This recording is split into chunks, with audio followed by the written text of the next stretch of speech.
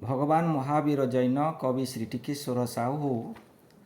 ମହାବୀର ଜୈନ ପ୍ରଭୁ ଭଗବାନ 24ତମ ତୀର୍ଥଙ୍କର 24ତମ ତୀର୍ଥଙ୍କର ନାମ ବର୍ଦ୍ଧମାନ ଇକ୍ଷ୍ୱାକୁ ବଂଶର ସେହି ତ ରାଜକୁମାର ସେହି ତ ରାଜକୁମାର।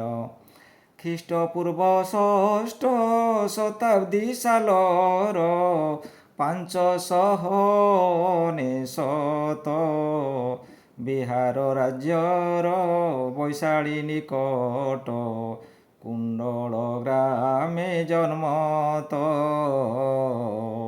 597। ପିତା ଶ୍ରୀ ସିଦ୍ଧାର୍ଥ ମାତା ପ୍ରିୟକର୍ଣ୍ଣୀ ତ୍ରିଶଳା ନାମ ତାଙ୍କର ପ୍ରିୟ ବର୍ଦ୍ଧମାନ ପିଲାଦିନ ନାମ ସେହି ତ ରାଜକୁମାର ସେହି ତ ରାଜକୁମାର।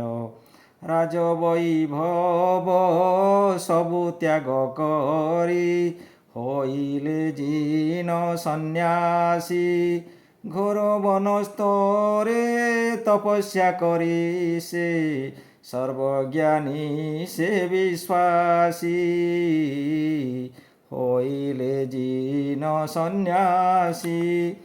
ଅବିଦ୍ୟା ଦୂରିତ ହେଲେ ସତ୍ୟଦୂତ 42 ବର୍ଷ ଧରି ଉତ୍କଳ ପ୍ରଦେଶ କୁମାରୀ ପର୍ବତ ହୋଇଥିଲା ଧର୍ମ ଧରି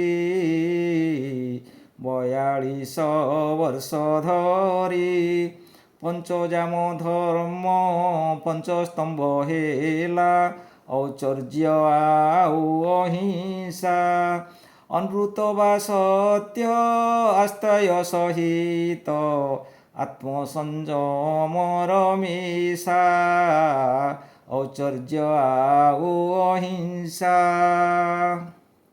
ମୌର୍ଯ୍ୟକାଳେ ଜୈନ ଦୁଇ ଭାଗ ହେଲା ଦିଗମ୍ବର ଶ୍ୱେତମ୍ବର ଭଦ୍ରବାହୁ ଏବଂ ସ୍ଥଳଭଦ୍ର ଥିଲେ ଜୈନ ଆର୍ଯ୍ୟ ଗୁରୁବର। ଜୈନ ଧର୍ମ ଠିଆ 7 କୋଟି ତତ୍ତ୍ୱ ଜୀବ ଜୀବ ଆଶ୍ରବ କର୍ମକ ସନ୍ଦୋଷ ନିର୍ଯଶ ମୋକ୍ଷ ମୀମାଂସା ଯେ ହୋଇଥିବ। ଋଷଭଙ୍କ ଠାରୁ ପାର୍ଶ୍ୱନାଥ ଯାଏ ଥିଲେ 23 ତୀର୍ଥଙ୍କର ମହାବୀର ଜୈନ 24ତମ ଯେ ତୀର୍ଥଙ୍କର ଗୁରୁବର। ନିର୍ବାଣ ଲଭିଲେ ଜୈନ ମହାବୀର 72 ବରଷ ପରେ ନାଳନ୍ଦା ନିକଟ